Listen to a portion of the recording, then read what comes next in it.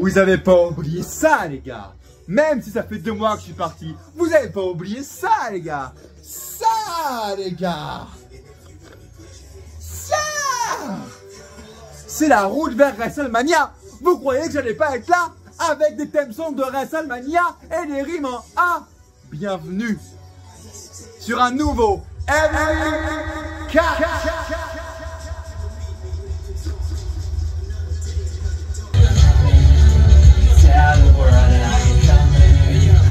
Oh!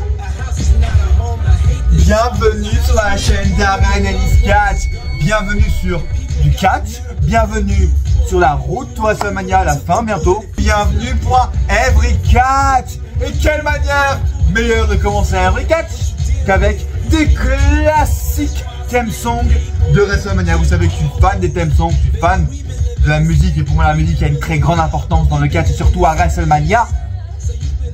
Donc je vous dis de commencer par ça, un des meilleurs theme songs WrestleMania 29.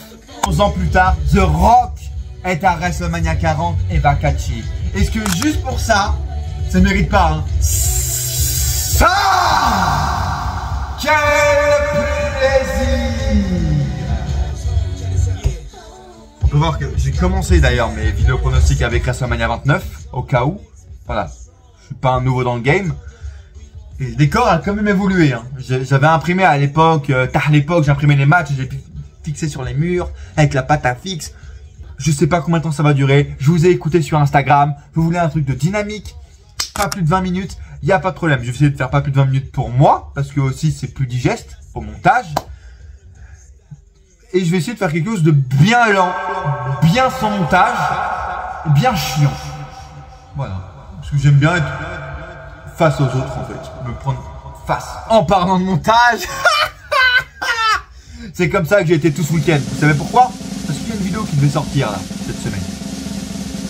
La vidéo a été corrompue. Merde! D'accord? Je l'ai importée sur une clé USB, elle est où? Celle-là là. Celle-là, d'accord? Celle-là là, corrompue. La première étape c'est le déni. Donc là je suis encore à la première étape. C'est-à-dire que je compte encore récupérer la vidéo. Donc soyez prêts, abonnez-vous, suivez-moi sur Instagram, allez exploser ce TikTok de merde, cette application de merde en passant par mon compte TikTok. Et parlons de catch, bien, de manière, de bonne humeur et rapidement. Est-ce que c'est les vrais catch, hein? Je raconte un peu ma vie et j'en profite pour qu'on parle, pas de manière chill, mais de manière hypante de catch. Et j'ai amené un nouveau truc avec moi, c'est moi qui l'ai fait, voilà, le design. Donc pas ça, mais ce design d'André the Giant là, c'est Bibi, c'est moi, Darren Catch, la fierté française, je l'amènerai à Backlash. Vous y serez? Moi je serai à Backlash. Je vous y attends. Avant cela, WrestleMania 40. MDR, il y a 10 000 matchs encore qui sont prévus sur la carte et qui doivent être annoncés. Bah MDR, j'adore ça en fait parce que c'est WrestleMania, donc c'est très kiffant. Les Hardy Boys, de retour. Laissez-moi rire. On en parle à la fin de la vidéo. Vous connaissez le watch time. Les gars, ça fait quasi 11 ans que je suis sur YouTube. Vous n'allez pas me la faire à moi. Les gars, parlons d'abord de la AEW. Je vais boire avant.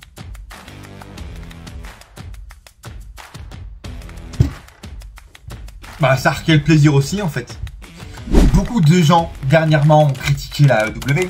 Depuis plusieurs mois, c'était n'importe quoi. Depuis plusieurs mois, la WWE se perdait. Ils ont perdu CM Punk avec Jack Perry. C'était la merde. C'était plus l'élite qu'on a connue et à laquelle on a signé. Blablabla. Bla, bla, bla. J'étais pas du tout d'accord avec ça.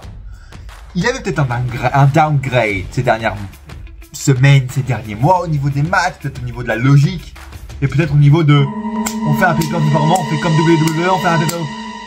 Calmez-vous les gars. Pourquoi quantité over qualité? Ne faites pas la même erreur que Vincenzo Escobar et McMahon a faite. D'accord? On a signé pour kiffer et on veut en intraveineuse des classiques chaque semaine, des matchs inédits chaque semaine et de la logique dans les rivalités. Et c'est actuellement ce qui se passe. Par exemple, on a eu Bryan Danielson contre Shibata. D'accord? On a eu Eddie Kingston qui a perdu son titre et on a Kazuchika Okada, nouveau champion. Quoi, intercontinental, je sais plus comment ça s'appelle, bref. Edge, Adam Copeland, désolé pour le spoil, qui a gagné le titre TNT. Sasha Banks, Mercedes Moné à la All Elite Wrestling. Oui, là c'est le retour de la vraie All Elite, mais est-ce qu'elle a été vraiment partie? Je voulais en parler parce que pour moi, les gens les fans hardcore à qui je parle là, c'est à vous. Vous êtes des zinzins. Vous êtes des zinzins. D'accord? On a eu World's Ends. On a eu des putains de classiques. On a eu le règne de MJF. On a eu le retour de Saraya. On a eu All In auquel j'ai participé en Angleterre. Auquel j'ai été. Pas participé. J'ai assisté plutôt. Je pense que les gens ont beaucoup trop été... Waouh! Beaucoup trop d'attentes envers All Elite alors que c'est très bien. Et là, ce que j'ai dit, Okada champion, Edge champion et Mercedes Moné. C'est le truc qu'on attend de All Elite. Moi, j'attendais pas des classiques au niveau des rivalités, des promos de fou, des matchs de fou parce que c'est des... Vous savez, l'esprit de All Elite, c'est un peu des matchs style indépendant. Rating, on veut du 5 étoiles, 5 étoiles, 5 étoiles. Il n'y a pas de problème. Mais moi, mon attente principale de All Elite, c'est quoi? C'est vraiment, comme ils l'ont vendu, et c'est pour ça que je m'attends pas plus que ça, l'alternative. C'est-à-dire des choses qu'on ne peut pas voir ailleurs qu'à la All Elite et que la WWE ne peut pas faire. Comme par exemple, Kazuchika Okada et Edge, champions, en même temps, dans la même compagnie. Dans le même show, le même soir.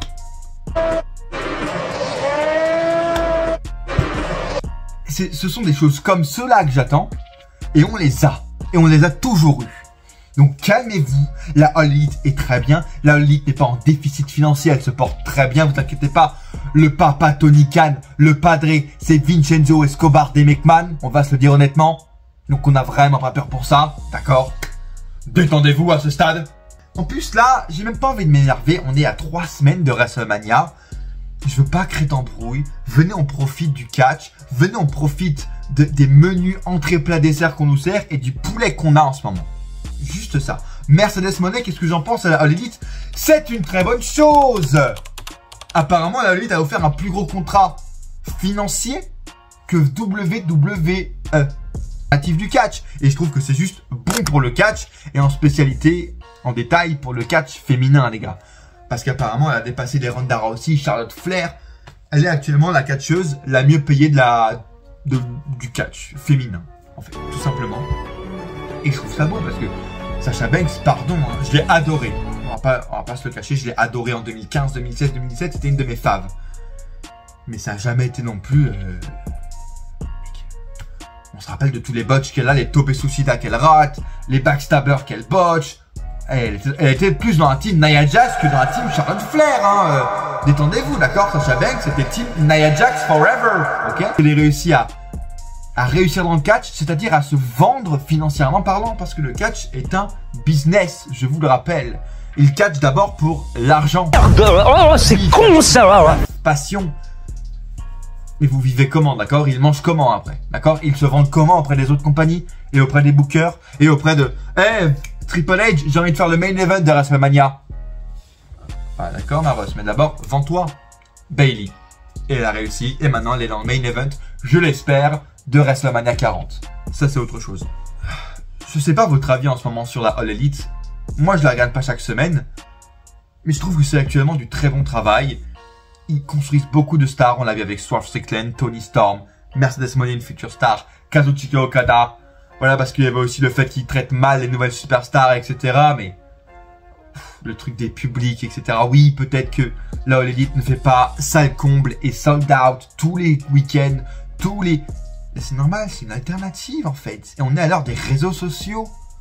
Et à l'heure de peut-être l'inflation et la crise. D'accord? Oui, c'est normal qu'il n'y a pas à chaque fois comme WWE, que ce soit pas ancré dans les mémoires en mode « Ah tiens, moi, Mark, avec ma femme Sandy et mes 2 gosses, on va aller voir un show de la All Elite. On va aller dépenser 300 balles pour un show de la All Elite. Donc on connaît juste Edge, Paige et Sasha Banks parce qu'apparemment c'est populaire. Les gars, c'est normal. Les places majoritairement vendues, selon moi, je pense, ce sont les casuals et les fans. Donc les casuals, en ce moment, ils sont quoi? Dans le rouge financièrement. Là, ils sont dans le rouge en fait. Mais il est alternatif et donc, par définition, plus niche. On va pas passer 50 ans pour ça. Sur ça, je voulais passer à un sujet plus léger, mais c'est pas trop léger.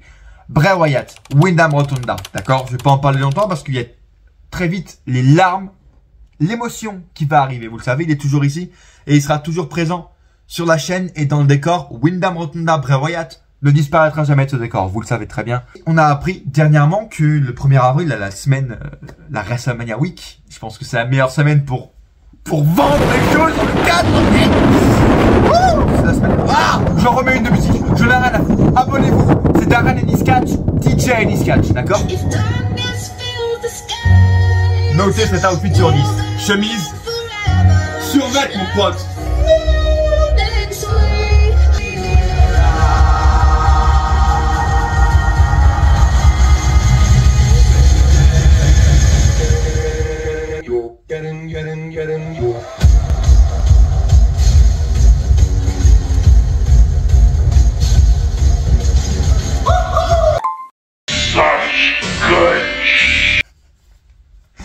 C'est bon, j'ai détendu l'atmosphère, je vous ai...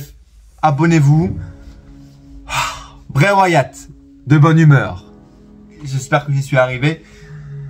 On va faire un documentaire sur lui. Et juste pour faire tirer le côté positif, bordel, qu'est-ce que c'est une bonne idée, et bordel, qu'est-ce que c'est mérité, et bordel, oui.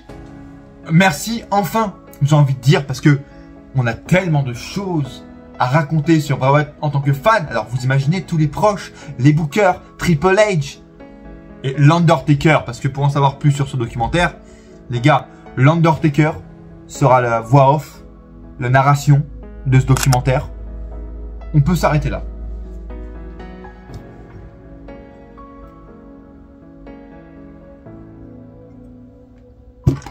On va continuer, donc.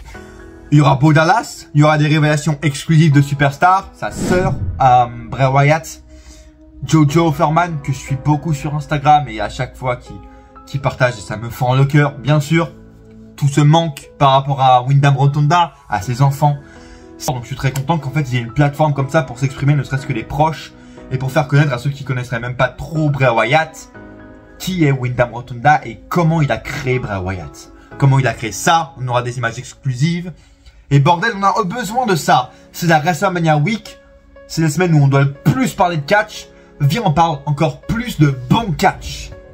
Et par bon catch, j'entends cet homme-là, Bray Wyatt. Et qu'est-ce que ça me fait plaisir, bordel. J'attends ce documentaire avec impatience et on prépare ça là. On sponsorise par Caress, marque repère. Et on achète tous des Kleenex et il y avait ma vidéo corrompue. Mais j'espère vous en sortir d'autres encore avant WrestleMania pour avoir le temps, j'espère, de les faire. Et il y a toujours mon TikTok, mon Instagram, si je vous manque. Je suis beaucoup plus actif en fait parce que sur TikTok, j'ai juste envie de faire exploser cette application, d'accord? De merde qui nous tue tous. Mais passez par mon compte, encore une fois, pour le faire, s'il vous plaît. Avant de parler des matchs attendus, des quelques matchs là, qui peuvent encore être annoncés à WrestleMania et je l'espère, parlons des retours, du retour possible et version 2.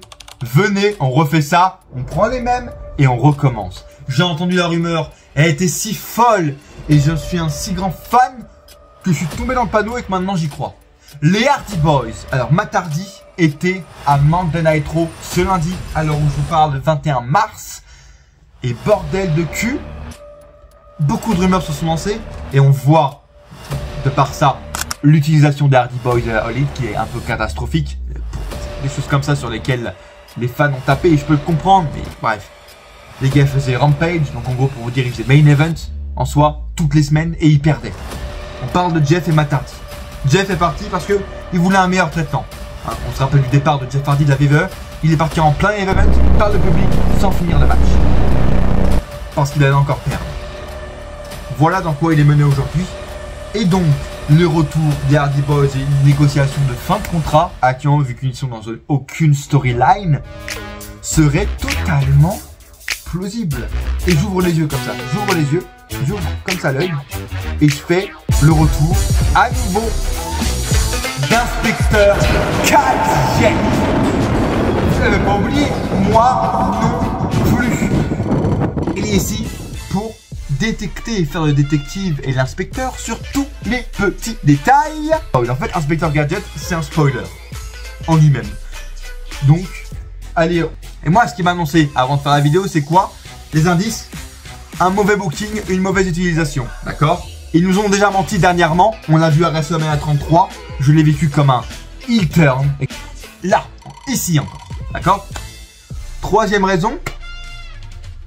Est-ce qu'il n'y a pas de meilleur moment que WrestleMania 1? Troisième raison, point 2. C'est un ladder match. On parle d'un match par équipe où il y a comme stipulation un ladder match. Un match à échelle où il faudra aller grimper comme à WrestleMania 33 pour aller décrocher les titres. Est-ce qu'ils seront vainqueurs? Je ne pense pas. Mais les indices ne trompent pas selon moi. Et là, on est plus sur un 50-50. Et j'ai envie de tendre à un 70-30 au niveau de la chance que ces rumeurs aboutissent. Avec les prochaines rumeurs qui peuvent arriver dans les prochains jours là. En mode, oh, Jeff Hardy au final il a été vu dans les backstage de la WWE. Oh, apparemment à Skip, Jeff il est pas content de son utilisation encore, il s'est plaint à Tony Khan.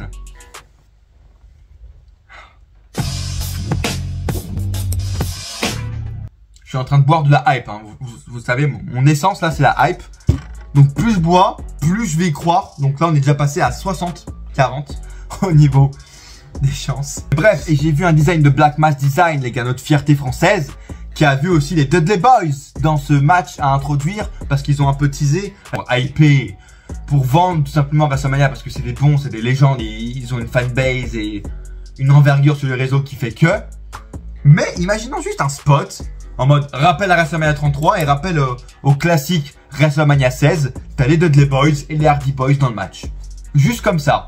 Les Dudley Boys en one shot, les Hardy Boys en full contrat. Ils ont négocié la fin, ciao, ça dégage. On veut même plus 90 jours de clause, on oublie, ils arrivent. D'ailleurs, ce que vous en pensez, parce que c'est WrestleMania et tout est possible. En parlant de possibilités, 4 matchs apparemment à Skip doivent être ajoutés pour la carte de WrestleMania. Actuellement, on est à, je crois, 11 matchs en tout sur les 2 nuits.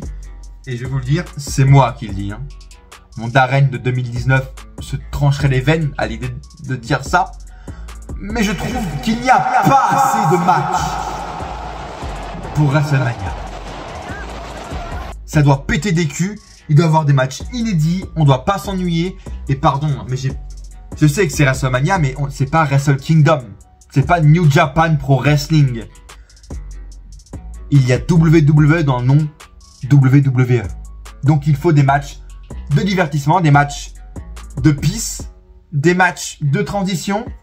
Voilà, on pourra pas enchaîner The Rock, Cody Rhodes, machin, mes couilles, Seth Rollins, Drew McIntyre. Il y a quoi d'autre encore? Rhea Ripley, Becky Lynch. Tout d'un coup, il faut des pauses.